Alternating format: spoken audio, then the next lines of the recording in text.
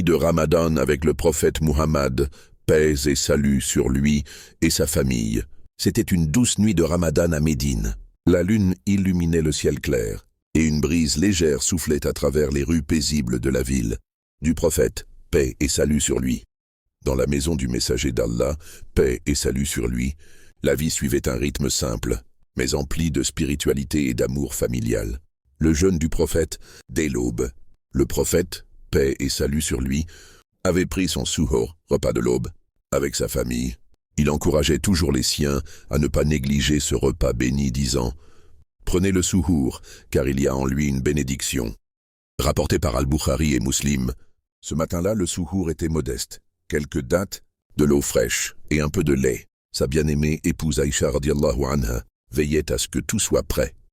Après le suhoor, le prophète, paix et salut sur lui, pria Salat al-Fajr avec ses compagnons à la mosquée, puis il restait un moment à enseigner le Coran et à répondre aux questions de ses compagnons.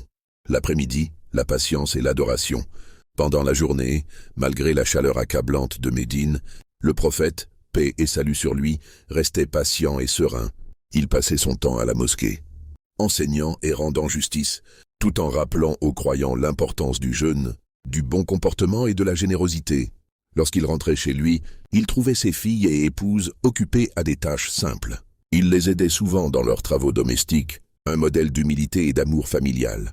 Aïcha radiallahu anha racontait « Il était au service de sa famille, et lorsque venait l'heure de la prière, il sortait pour aller prier. » Et rapporté par Al-Bukhari, l'heure de l'iftar, un moment de partage et de reconnaissance. Alors que le soleil commençait à se coucher, la famille du prophète, paix et salut sur lui, préparait l'iftar, rupture du jeûne.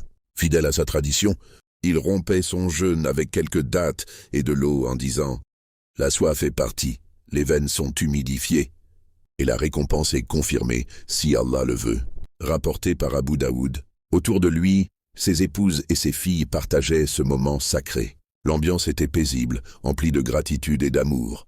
Les enfants de la maison observaient attentivement leur grand-père et père spirituel, Hassan et Hussein radiallahu anhuma, courant joyeusement autour de lui. Après l'iftar, le prophète, paix et salut sur lui, accomplissait la prière du Maghrib, puis prenait un repas léger avec sa famille. Parfois, des pauvres frappèrent à la porte, et il leur offrait de la nourriture sans jamais hésiter. La prière du Tarawi et la nuit de dévotion.